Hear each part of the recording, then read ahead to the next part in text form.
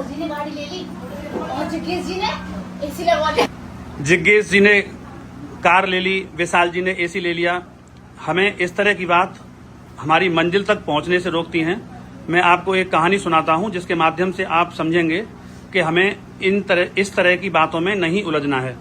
एक बार भगवान कृष्ण एक व्यक्ति के घर पहुंचे और उस व्यक्ति से कहा कि मैं आपके दुखों को दूर करने आया हूं।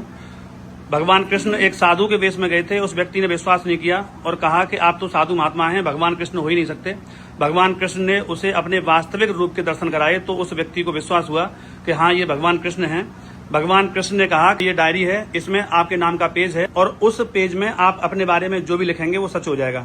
उस व्यक्ति ने डायरी ले ली, पहला पेज खोला, पाया उसके पड़ोसी की 5 करोड़ रुपए की लॉटरी लगने वाली है। बड़ा आश्चर्य हुआ। उसने तुरंत पेन लिया और लिख दिया कि 5 करोड़ रुपए की लॉटरी नहीं लगनी चाहिए, ये इसके लायक नहीं है। उसने दूसरा पेज खोला, उस पेज में लिखा हुआ था कि आपका दूसरा पड़ोसी आज कार लेने वाला है। उसे बहुत आश्चर्य हुआ। उसने तुरंत पेन लेके लिख दिया कि यह व्यक्ति कार नहीं ले पाए क्योंकि ये कार डिजर्व नहीं करता है, कार के लायक है ही नहीं, बहुत बेकार आदमी है। तीसरा पेज खोला उसने, जैसे ही तीसरा पेज खोला तो उस पर उसके दोस्त के बारे में लिखा हुआ था कि उसके दोस्त की सरकारी नौकरी लगने वाली है।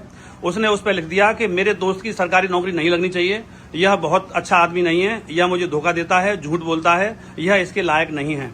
जैसे ही उसने डायरी का चौथा पेज खोला तो उसमें अपना नाम पाया। अब अपना नाम पाते ही उसे खुशी हुई। अब सोचने लगा कि मैं क्या लिखूं।